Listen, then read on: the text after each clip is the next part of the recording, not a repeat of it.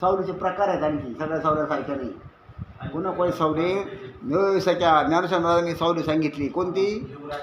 हिवराची दाट सावली सज्जने जैशी वाळली तैशी पुण्य डाळून गेली अभक्ता ते. हे पाठ पाहिजे ज्ञानेश्वर महाराजांच्या. हिवराची सावली दाट सावली आहे, पण सज्जन माणूस हिवराच्या सावलीत बसत नाही. हिवराचा काटा पाहिला असा एकदम असा चोच काळा असतो, माझ्या पायात बसताना असं गार हवा येते. हिवराची साल दारू पडायला काम पडतं. हिवराचं लाकूड वास करतं. हिवराची सावली चांगली नाही, हिवराचा काटा चांगला नाही, काही लोकांचं काही चांगलं नाही. हे संगत चांगलं नाही, त्याचं बरोबर बसणं चांगलं नाही, त्याचं बोलणं चांगलं नाही, त्याचं काही चांगलं नाही. असे काही हिवराच्या जातीचे लोक आहेत, हे का नाही? हो, हिवराची सावली. आणखी कोणती सावली आहे? सांगे सर्पपरीची सावली. असा सर्प असा फण करून बसला होता, मोठा नाक आणि एक कोणतीर गुणामध्ये त्याला खूप ऊन लागून गेलं. नळ्यातून बाहेर निघाला, ऊन लागलं, असा पळायला लागला. त्याला वाटलं बरं सर्पाची सावली होती अशी. सर्प फणा करून बसला आणि नेमका तिथं आला कोण? उंदीर सर्पाच्या फणीमध्ये. आता तो उंदीर राहील का? त्याला आहे तो मटेरियल आलं, त्याने वाटकान गिळून घेतला. हो, सर्पपरीची सावली नाश करून टाकते, हिवराची सावली कुवदे निर्माण करते. आणखी कोणती सावली? आभराची सावली जायला रया. कोणाचे मायबाप काय ते याच्या आधी काय आहे? हे साथी आली अवळगा शारंग धरू, नाहीतरी संसार जायला रया. पुढे काय? कणवय ब्रोजळवत जायला रया. हो, पुढे काय रे?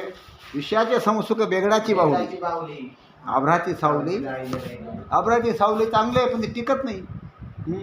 एका माणसाने काय केलं, आभराची सावली पडली पावसाळ्यामध्ये. म्हणे काय करायचं का? मी घर पाडून टाकलं. मस्त एवढी सावली, काय करायचं काम? मग असं होईल का कधी? आणि असं केलं तर मूर्ख ठरेल की नाही? हो, आभराची सावली टिकाऊ नाही, निघून जाते.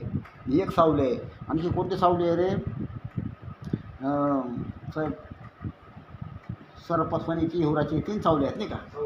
हिवराची सावली, सर्पफणी सावली, आभराची सावली, आणि ही कोणती सावली? गुरुकृपेची सावली. हो हो, या कारणे मी सावली नसंडी तुझी. सद्गुरूची कृपेची सावली ती पण सावली. हो, ही सावली माऊली म्हणते मी कधीच टाकणार नाही. या कारणे मी सावली नसंडी तुझी. गेलं रे, नसंडी तुझी. आहो सद्गुरूचे कृपादृष्टी, तुझे कारुण दयाचे अधिष्ठी, तो सकळ विद्याचे सृष्टी धात्रा होय. अहो माऊली सांगते, अहो गुरुच्या कृपादृष्टीने काय होतं? तुझे कारुण्य दयाचे अधिष्ठी, तो सकळ विद्याचे सृष्टी धात्रा होय. काय म्हणतात ज्ञानेश्वर महाराज? हे सद्गुरूची कृपादृष्टी, तुझ्या कृपेचा आश्रय ज्याला मिळाला सर्व विद्येचा तो उत्पन्न करता होतो. सद्गुरूची कृपादृष्टी, ज्याला सद्गुरूच्या कृपेचा आश्रय मिळाला, कोणाला? ज्याला.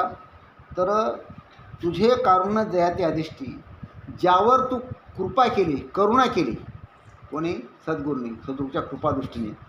तर सद्गुरूची कृपा ज्याच्यावर झाली तो कोण होतो? सकळ विद्या सृष्टी धात्रा होय. तो सगळ्या विद्यांचा स्वामी ब्रह्मदेव होतो. तो ब्रह्मदेव, त्याला सगळ्या विद्या प्राप्त होतात.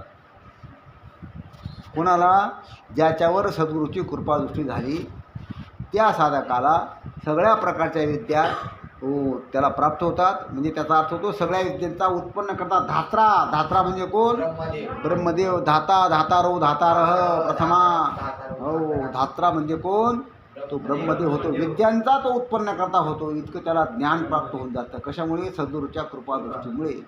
ओ सद्गुरूची कृपादृष्टी, तुझे कारुण्य दयाचे अधिष्ठी, तो सकळ विद्याचे सृष्टी धात्रा होय. धात्रा होय.